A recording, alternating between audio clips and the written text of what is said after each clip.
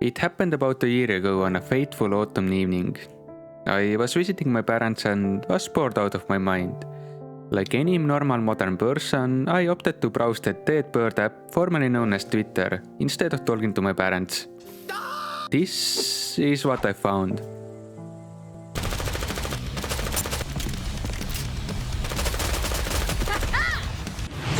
This ad was so ridiculous that I knew I had to check it out.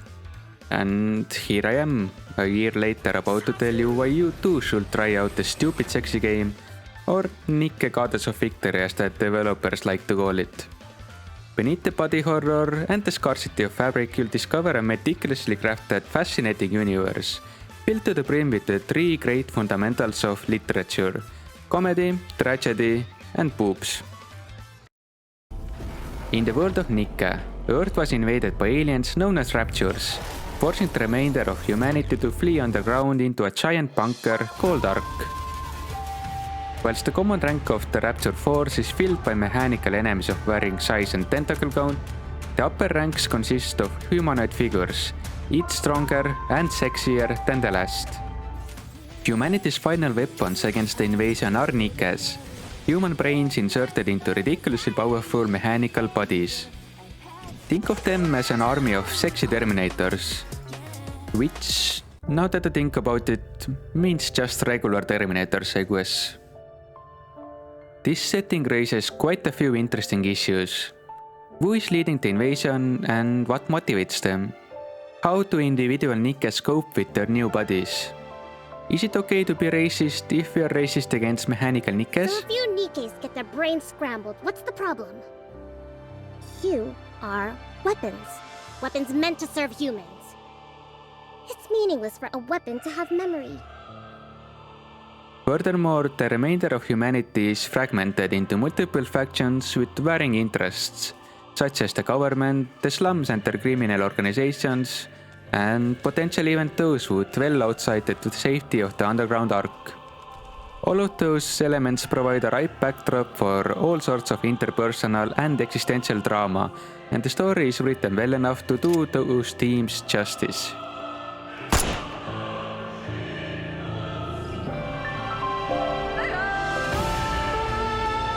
No signs of life.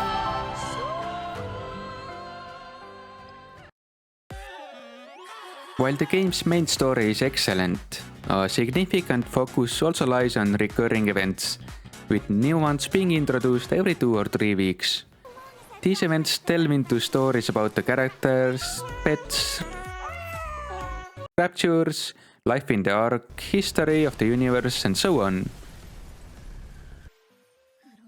Some of them are tearjerkers, some of them act as a run-of-the-mill dating sims, and some are just beach episodes. Something for everyone. One notable recent success was Nikke's collaboration with Nier. The universes are surprisingly similar, and Nikke's developers shift up to the fantastic job capturing the essence of Nier's world and delivering a compelling narrative to go with it. After all, what's the point of life without some existential dread? Combat is straightforward but surprisingly enjoyable. Commanding a team of 5, you control one character at a time, shoot at the raptures, occasionally hit some weak spots and trigger a few skills. What elevates this concept more is team building.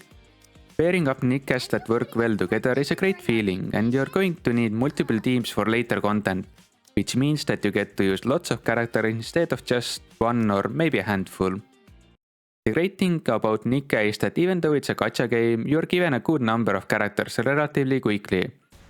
It's quite lenient with free players, and I personally haven't felt the need to spend any real money other than getting a skin or 2. For a point of comparison, let's take a look at the largest gacha game, Genshin Impact. They had an infamously disastrous first anniversary where the players were very unhappy to hear that the celebration rewards amounted to a pitiful 10 free bulls. Eventually the player base rioted and began review bombing everything from Genshin Impact, the developers' other games, other random mobile games, and even some random apps like Google Classroom got caught in the crossfire. After that near extinction level event, The developers relented and added another 10 bulls worth of rewards. For comparison, Nikke's first anniversary is also here, and their gift list looks like what that brat from Harry Potter would ask for Christmas. Totaling to 127 bulls and a free kitted out character who looks quite strong. In summary, you can expect fairly frequent chances to spin the top of the inducing slot machine in Nikke. For free? Nikke is also similar to RuneScape in that timeless, number goes up design. I've played for a year now and yet I keep leveling up my team almost daily. The game's well designed in that gradual power progression. Challenges that initially seemed difficult or even impossible become easy over time, and that in turn makes room for new challenges to appear. The cherry on top of all the good stuff is the soundtrack, which is absolutely fantastic. I must confess that I'm a bit of a music enjoyer. I could easily enjoy watching some grass grow if it was accompanied by some nice beats to chill to, and I didn't have to touch the grass.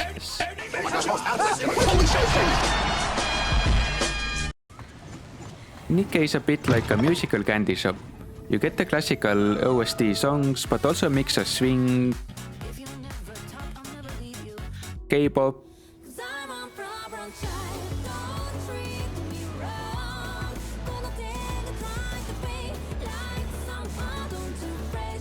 metal,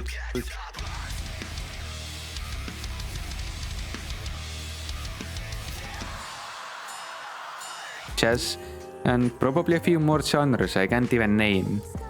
Mad props to the sound director and composer of most of the soundtrack, whose real name I won't even begin to try to pronounce, but who goes by Cosmograph in the song credits and on YouTube. Bonus points for having a song named Take My Money in the game. This is not only used as the background music of the normal shop, but also as the cash shop jingle. Very clever. Shut up and take my money! Naturally, the game isn't all sunshine and farts. Let's leave aside the obvious criticism of how most of the characters are on some thick-ass steroids. The PC client is pretty good, even excellent for a gacha game, but the story is visually optimized for TikTok users, presented in a vertical split format. I mean, it's not that big of a deal, but they should have at least put Subway Surfers or Minecraft gameplay on the sides to maximize audience's attention. The advice mechanic is a thinly veiled dating simulator that loses its appeal pretty fast since you need to do it every day for 10 characters, and they keep asking stupid questions. The underlying concept isn't necessarily bad.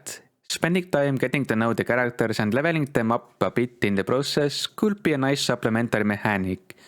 Just make it a bit less of a uwu I love you. The short events unlocked by effects and milestones are a great example. They're often used to enhance the game's lore. For instance, the main story references a past terrorist attack, which is neatly and emotionally tied to a certain character's full reason for existing.